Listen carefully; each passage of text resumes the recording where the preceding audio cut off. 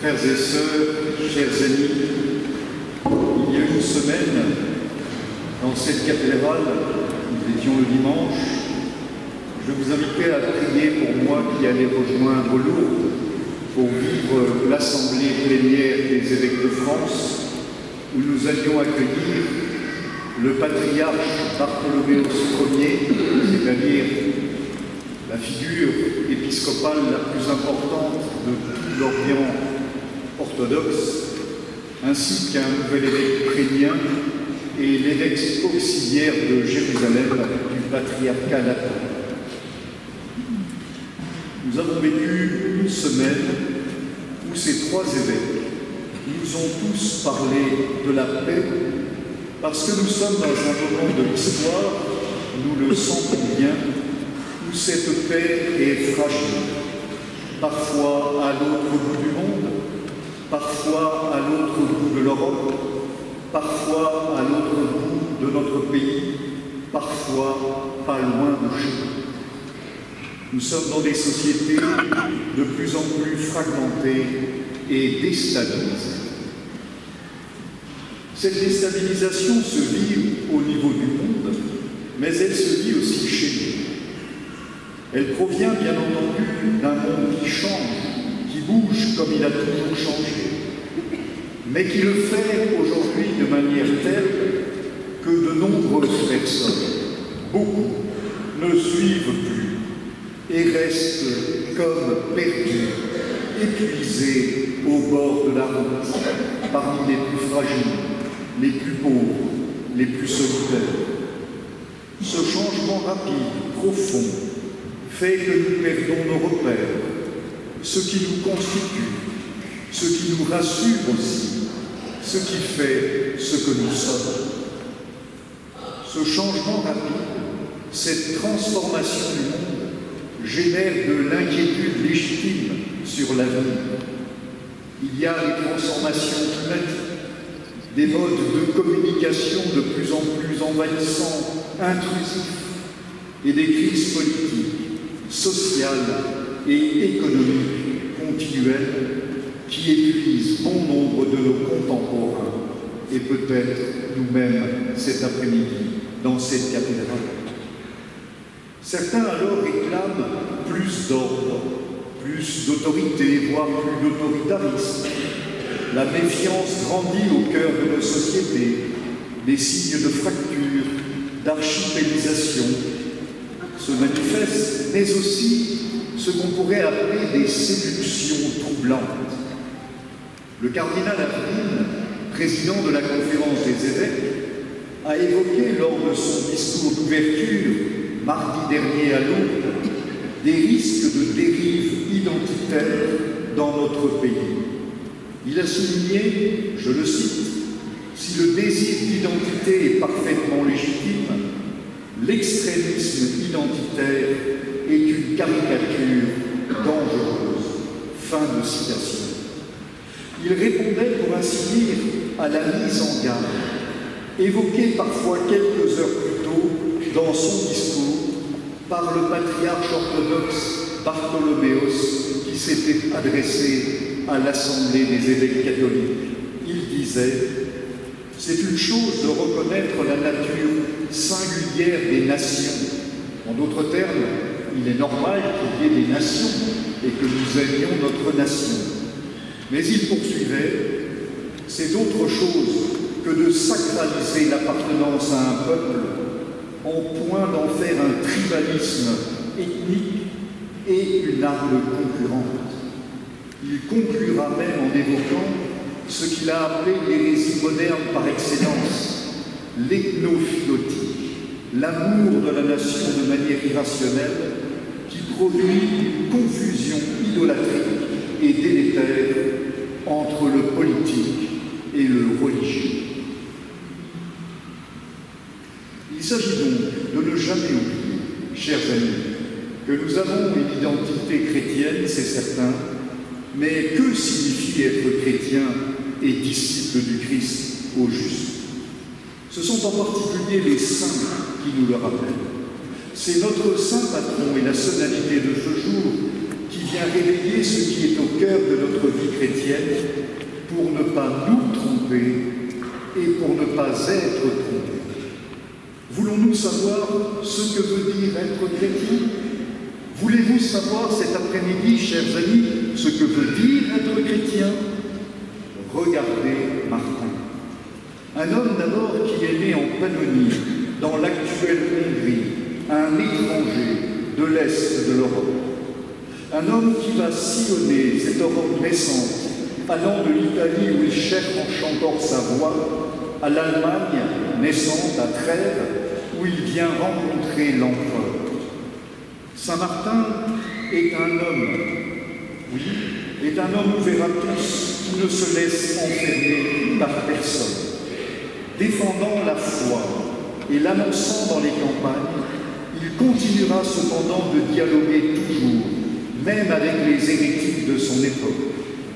Amené à rencontrer les grands de ce monde, il continue de vivre dans une pauvreté radicale pour garder toute sa liberté dans le Christ. Mais surtout, tout au long de sa vie, il est habité par la personne du Christ, par son évangile qui habite son cœur, par la prière qui rythme sa vie. C'est cela qui lui permet d'avoir la véritable identité chrétienne, celle qui s'enracine dans le Christ Jésus et produit des œuvres de charité, des œuvres de miséricorde. De la charité d'Amiens à celle de Tours avant de célébrer la messe, c'est toujours l'Évangile qui émane de Martin. Comme le rappelait l'Évangile proclamé il y a un instant, « J'avais faim et vous m'avez donné à manger. J'avais soif et vous m'avez donné à boire. J'étais nu et vous m'avez habillé. J'étais malade et vous m'avez visité. J'étais en prison et vous êtes venus jusqu'à moi. » Le jugement, pour dire ce qu'est un chrétien, n'est pas donné par tel ou tel groupe d'influence, n'est pas donné par tel ou tel TikToker ou autre personne sur Internet. Ce qu'est un chrétien, le jugement sur la vie chrétienne, est donné par Jésus et son évangile. Et ce jugement, pour chacun d'entre nous, est le jugement dernier et sera le dernier jugement. Ce jugement se fera, comme l'a dit Saint Jean de la Croix, sur la charité que nous aurons vécue. Saint Vincent de Paul précisera même, non pas une charité illusoire d'intention, mais la charité réelle, efficace, effective, que nous aurons mis en œuvre dans nos vies. C'est la raison pour laquelle, chers amis, je souhaite, après en avoir parlé avec les principaux et principales collaborateurs et collaboratrices, que nous vivions en cette année qui s'ouvre, cette année de Saint-Martin jusqu'à la Saint-Martin 2026, en portant le souci de la charité concrète, qui est le seul signe authentique, la signature de la vie chrétienne. Pour cela, j'entamerai au début de l'année prochaine une visite pastorale de la diaconie, de la solidarité, de la charité, pour découvrir toutes les richesses de l'engagement envers les personnes pauvres, fragiles dans notre diocèse, visiter les associations qui portent ce souci.